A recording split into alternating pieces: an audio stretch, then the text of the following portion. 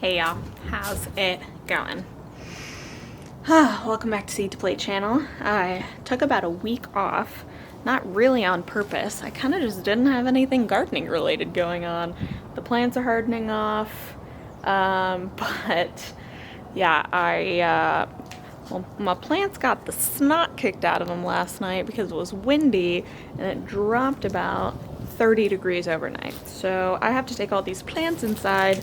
They're not dead, but they look real rough and they really need to be planted.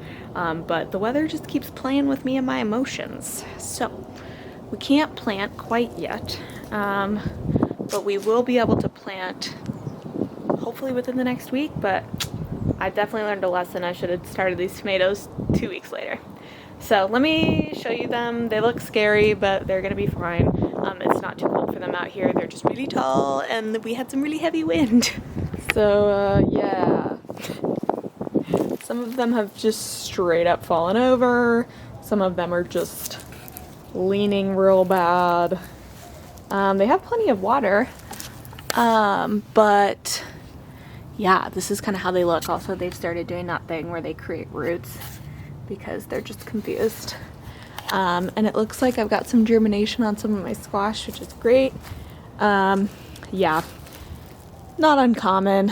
I'm not too worried about it. I did germinate some more basil, so I have a whole flat of basil that's come up. That's pretty exciting. And yeah, my peppers are also looking a little wind damaged. Yeah, I am going to put these back in the garage for, honestly, we'll see, because at this point I don't want to put them back in the garage too often. I don't really want to like shock them like that, but at the same time they're just like too big to sustain this kind of wind. So yeah, stay tuned for how this goes this week. We are supposed to have one more freezing night, and then I will be putting everything out. Y'all, this is the time of year where gardening just gets weirdly stressful. Like I'm over the whole seedling thing. I just want to put them in the ground and be done with it. But that's not where we're at yet. We're close, but not yet. So I wanted to show you guys, I am getting some growth on some tree cuttings that we actually rooted together. This is a peach tree from my community garden. It's a cutting, and it's got a few little blossoms on it, and it looks like some leaves are gonna start emerging, so that's exciting. I'm not sure if this one is alive. Sometimes you can scratch the stem, and if you get green, then it's probably still alive. Yeah, it looks like this one might still be alive. It's just maybe taking a little bit longer, but very excited that this one lived. So it's gonna take a while, but that means I should have a peach tree that is basically a clone of the one from my community garden. So who knows, maybe in like, I have this really romantic notion that in like 10 years I'll be like picking peaches off of my peach tree on my own property from like my first big gardening place. I don't know, maybe I'm a hopeless romantic. But some of our other seedlings are also doing very well. Not seedlings, tree cuttings? Treelings? Tiny little trees? Is there a word for it? Leave it down below if there is. So these are some cuttings from a garden friend, and these are different kind of figs. There's an LSU black fig, a plum goofy, Mary Lane fig, Olympian fig, these green Ashia figs. I think one of them have gone so far, and then the chickshaw plum is also has little leaves. So that is very exciting.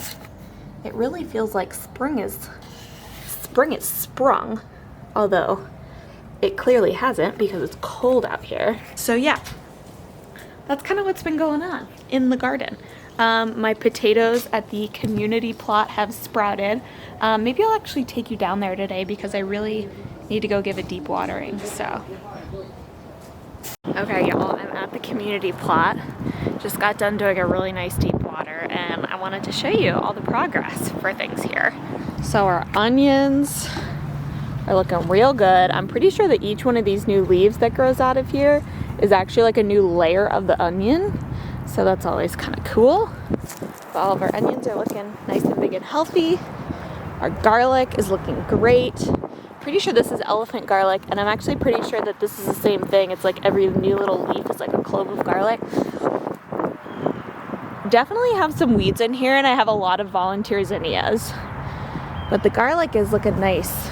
And then my taters are starting to pop up. Oh, one of them's actually exposed. Shoot, that's not good. Hold on. I don't have any gloves and I just painted my nails, so... And I didn't bring my gardening basket because why would I do something smart like that? All right, you gotta take one for the taters. Gotta take one for the taters, Brooke. So I need to mulch these guys, but you want to cover up your potatoes. So I thought we planted them deep enough, but apparently not. So let's see. I might have saved my manicure, but I doubt it. Yeah, so I don't remember which ones we planted here. Those either look like the Kennenbeck or the red ones, but they're pretty much all popping up. The ones that we planted in the other rows, oh, there's one. There's one right there. And I don't see any over here. Oh, there's one over there. So we will keep an eye on the taters. I'm probably gonna have to cover them because it's supposed to be cold. It's supposed to be cold later this week, and this is probably gonna be a whole week's vlog, so I'll take you on the journey of our last cold snap. Yeah. Imagine how excited I am about our cold snap. It's fine, it's fine, it's fine. And we're back in the garage. Oh, it's been an emotional journey this seed starting season, I'll tell you that much. But I wanted to show you guys that the tomato plants have recovered. They've all stood back up. They really need watered today, so that's what I need to do today to help these tomato plants live their best lives. But they're much happier and they've recovered. So I've always said, like, tomato plants are big divas, big fat divas. Whether you're putting them in the ground or they got a little windy, like they're always they just do the most, okay? But they will recover. So let me show you. See, look at all these toms. They've just stood right back up. They're doing fine. They're living their best lives. It's all good. The peppers are fine. Everyone's fine. So we have 2 cold nights.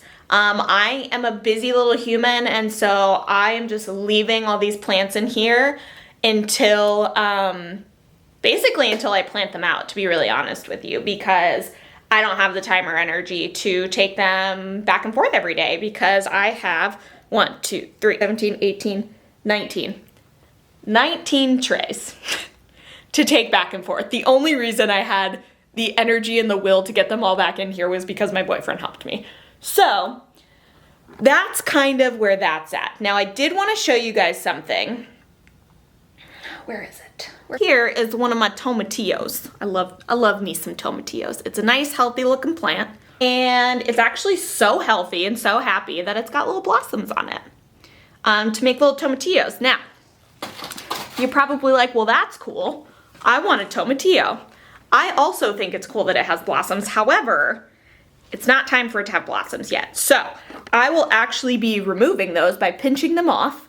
I do the same thing with my peppers, and I also do the same thing with my tomatoes. So when I was bringing these all in here the other day, I noticed that because I started these plants too early, they have some blossoms. The peppers have some blossoms, which is not great. They need to not have blossoms quite yet. So it's okay to pinch those off before you have planted them. In fact, people say that for peppers, it's good to do that. I am gonna create full guides on how to grow your best pepper and your best tomato and kind of like really give you all my tips from start to finish. But I will tell you, I did pinch my first blossoms on my peppers last year, and I had an insane pepper year. So if they're at this stage and they're not ready to be put out yet, and you're kind of like, shit, which, like, let's be honest, we've all had those moments. It happens. If that's your vibe, then you can go ahead and pinch off the blossoms, and it's really not a big deal. So we have 2 more cold nights. Oh, and then I think I'm just gonna start planning stuff out on Sunday because I'm over it. So, if I told you that it was going to be 30 degrees in 36 hours, would you believe me? What is happening? I wanted to close out this vlog by showing you, also, y'all, living in a neighborhood, let me tell you, if somebody's weed whacking the night before it's about to freeze, like that's a good idea? I can't.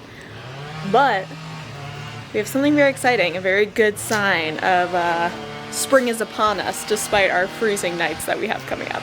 So that, my dear friends, is our first blueberry of the year. Very, very exciting. We're definitely seeing some other signs of spring. So we're just gonna bring everything in one last time. We'll have to get everything at the community plot covered. And then I think we're done with winter. Then I think it's official. My lemon trees are starting to grow some new leaves on the top. The final thing I wanted to show you guys was in the garage where all of our sideways tomatoes and peppers are. Oh my gosh, y'all, I can't. I'm so ready. I'm ready to be done. But we finally have some cucumber germination because it's finally warm enough where they're at. We've got some cukes germinating. We have some squash back here germinating. It's happening. We're doing it. Some of these seedlings look better than others. We got some nasturtiums down there. That's a whole rack of basil. Those are flowers. I don't even remember what kind. Like, that's the stage we're at, y'all. I don't remember what's what. Because I stopped labeling things. Because despite my best efforts, labeling things is hard. So, we're gonna close out this vlog. It's really good talking to you guys. I enjoyed my week off, but it was nice to be back. So, thank you so much for watching. Happy gardening, and we'll see you next time.